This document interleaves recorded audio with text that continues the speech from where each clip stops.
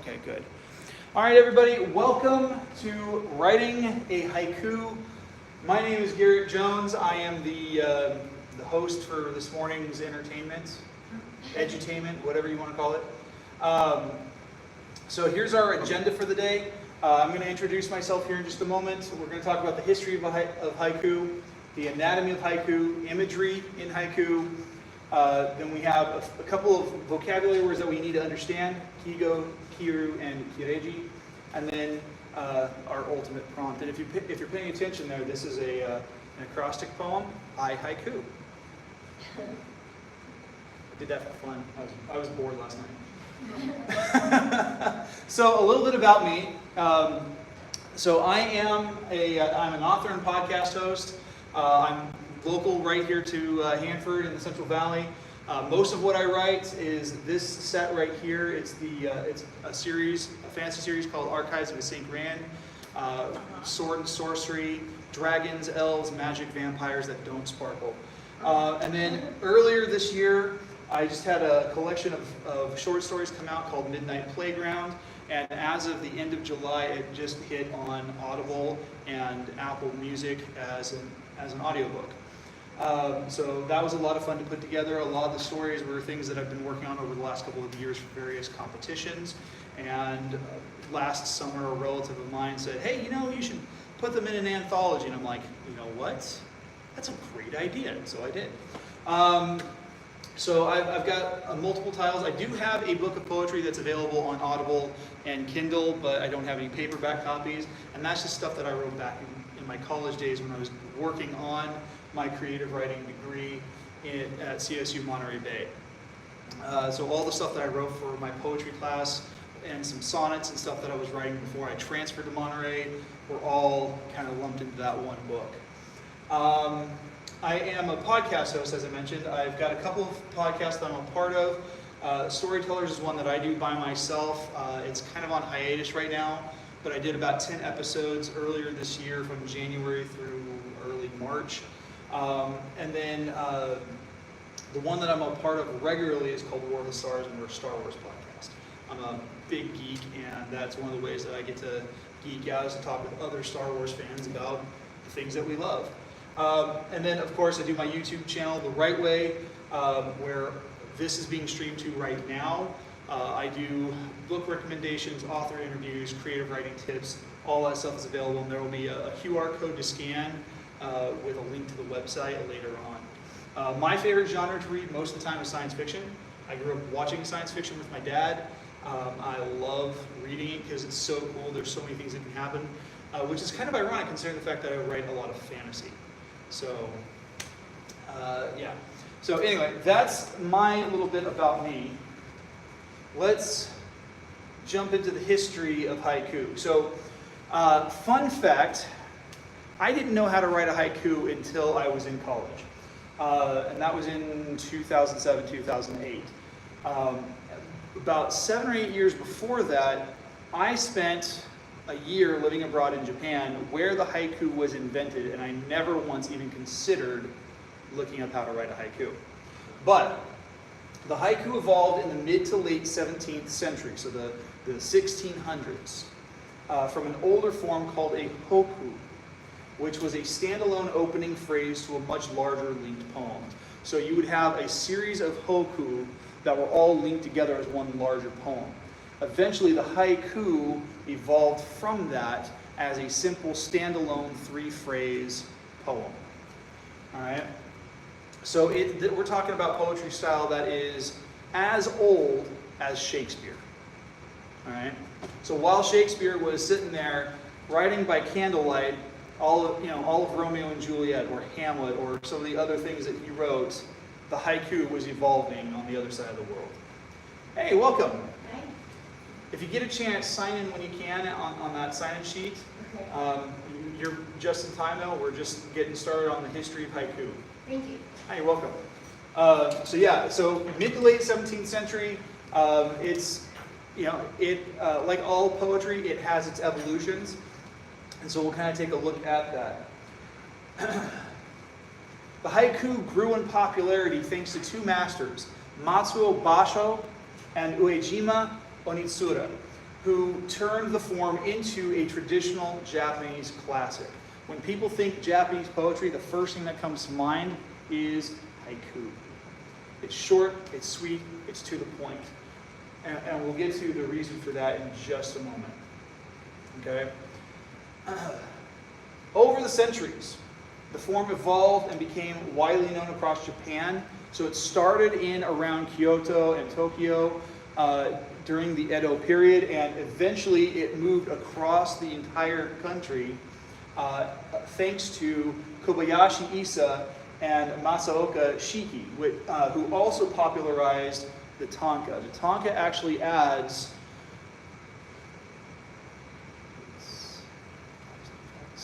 so it actually adds 14 additional syllables to the poetry style. So it adds 2 phrases at the bottom, so 2 more lines, and then which include 14 additional syllables.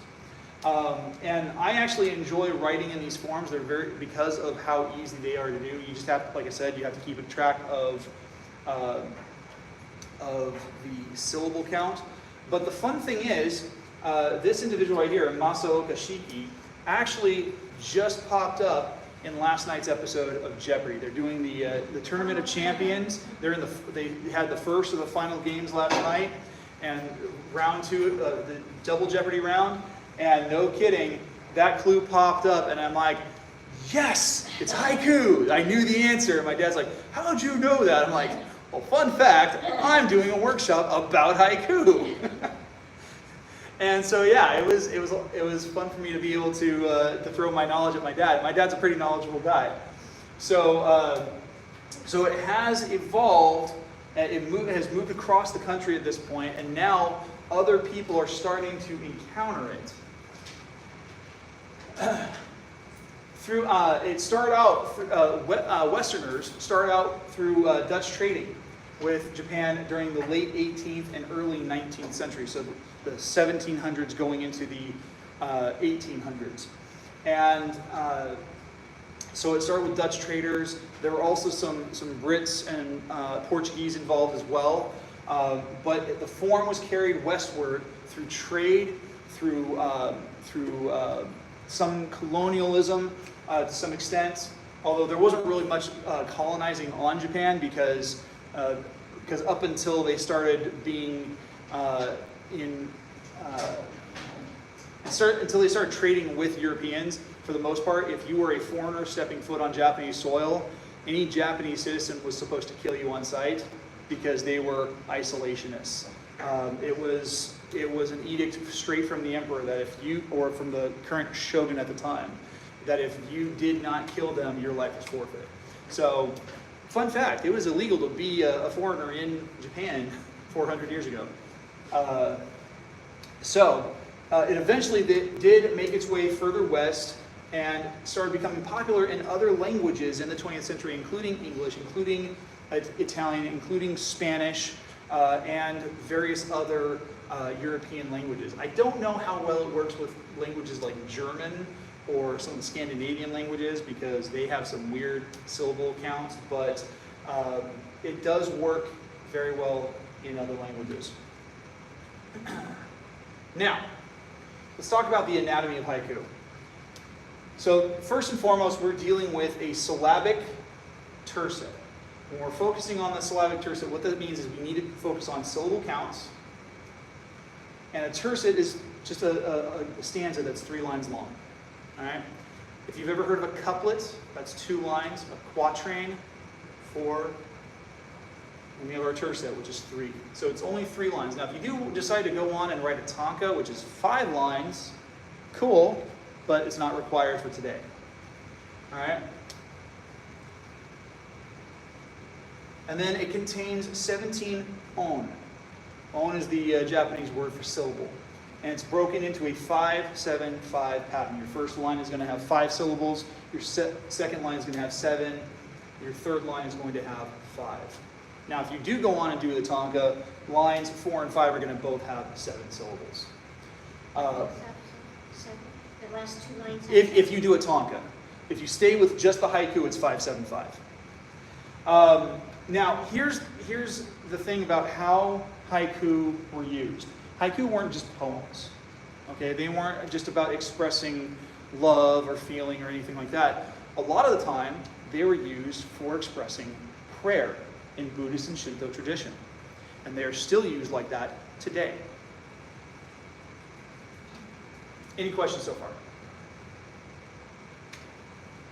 Okay, we're going to move forward. Now, this is something I wrote yesterday in preparation for this morning. This is just one example. Water, the power of life imbued in nature. Drink and be renewed. All right. Now, let's talk imagery. The form should invoke a particular mood, a particular season, or a particular instance, and or some combination of those three. Now, one of the things I have tried to do in my attempts to write haiku is I tend to focus on something very somber, something very serious, but at the same time, instead of focusing on season, I focus on something in nature. So the last example I just showed you, it talks about water. All right? I used the natural element of water as my focus. Okay? But you can do something seasonal if you want. Maybe, and it doesn't necessarily have to be a direct wording. You don't have to say winter. You don't have to say summer.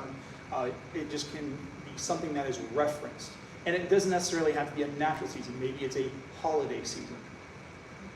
All right. Maybe you want to. Maybe your haiku is focusing on Christmas, or Thanksgiving, or Flag Day.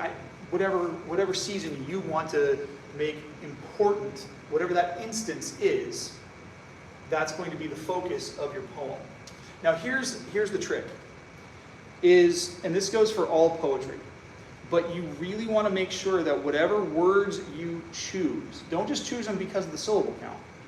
You need to be deliberate with your word choices, because poetry is about concrete imagery as much as possible. Okay? You want to avoid things that are not concrete, that are not solid. Don't talk about peace. Don't talk about love. Don't talk about something ethereal, because that's not going to connect.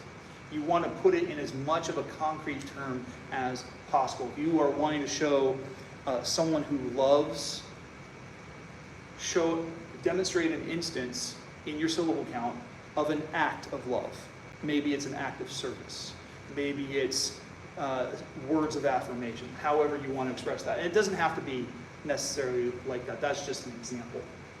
But you want to be as concrete as you possibly can. Is that a hand? Are you wanting to ask a question? No. Okay. I just saw your hand and I was wondering. So, all right. Any questions on this so far?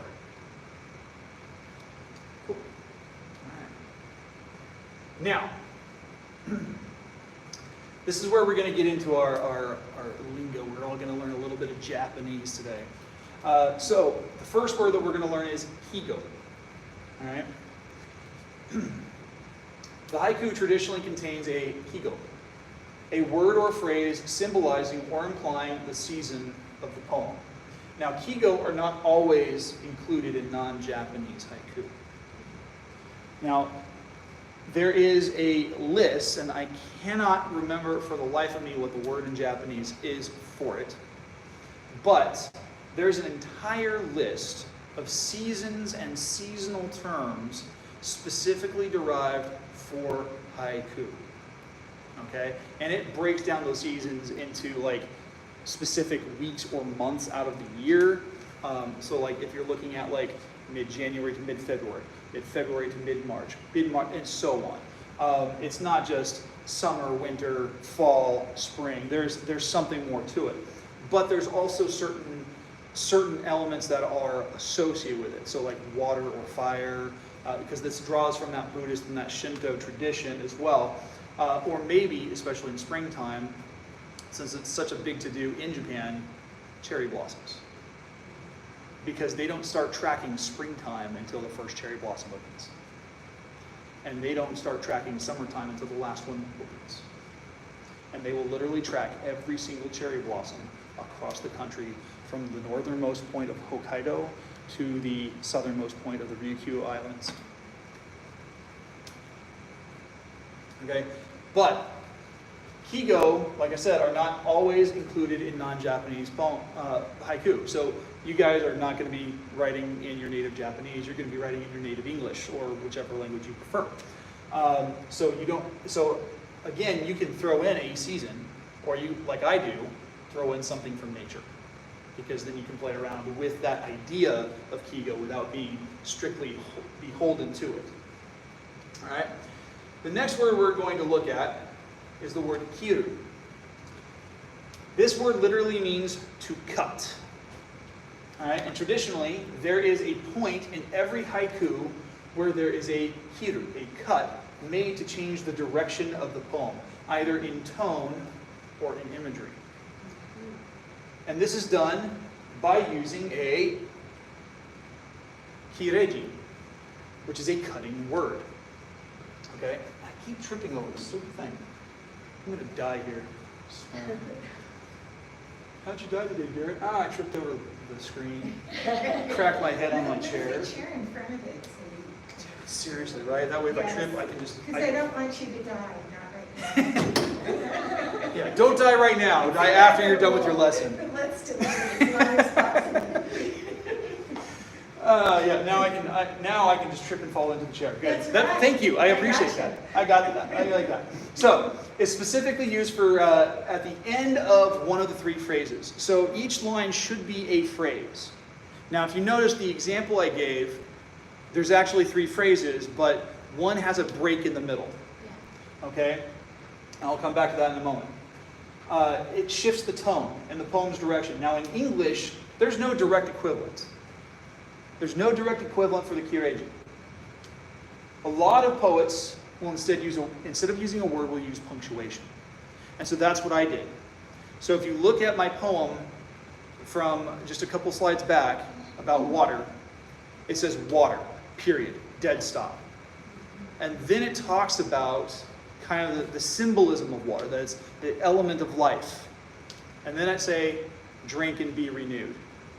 Because what that cutting does is the cut actually comes first and splits it into two lanes, instead of splitting it in the middle or splitting it at the end. Okay? That's where my cut came in. So you don't have to put any specific word in place. You can do something with punctuation. Maybe it's a semicolon. Semicolons are incredibly powerful because they allow you to juxtapose two ideas in the same phrase or the same sentence. Maybe you're using ellipses, like I did in there, because ellipses are great at creating a separation in ideas. Yes? What is an ellipse? An ellipses is when you have three periods side by side. So like this little mark right here, the dot, dot, dot, that's an ellipses. Yeah. I tend to use those a lot when I'm texting or chatting with people online. It's something I've just been doing for decades. And so what I'll do is I'll send them a sentence, and then I'll do like dot, dot, dot, and then I kind of change the topic. Or I kind of change the tone of what I'm talking about. What's it called again? What's the dot, dot, dot? It's an ellipsis. Huh? Ellipses. Yeah. All right. Any other questions? Okay. Here's another example. Blow, thou winter wind, freeze everything in your grasp. Notice the ellipses. Don't hold back your bite. Notice I use the word grasp in the second phrase and hold in the third one. And I do that because of the idea of winter being like a hand, or like this winter wind being like a hand. But then I use the word bite. Maybe it's not a hand that's holding on, maybe it's the teeth. Because winter can be personified or symbolized in any way, shape, or form. Wolves are the first thing that come to mind in the winter for me. Hence the reason for why I did that. But I also kind of took this line, blow thou winter wind. It's actually a line from Shakespeare that was turned into a song that I did way back when in high school choir called Blow, Blow Thou Winter Wind. So I had fun with that one. So here we go. Hope you guys brought something to write with and some paper. Here is your writing prompt. You are going to write a haiku making sure to apply the following elements. You need to have 17 on, or syllables, in a 5-7-5 structure. You need to have a kigo, or a seasonal reference, or something out of nature. Whatever you prefer. This third one is optional, because I've already talked about the kigo or the seasonal reference. The nature connection is completely up to you if you want to put one in. But you do need to have a kireji or cutting word or punctuation to change the tone. All right?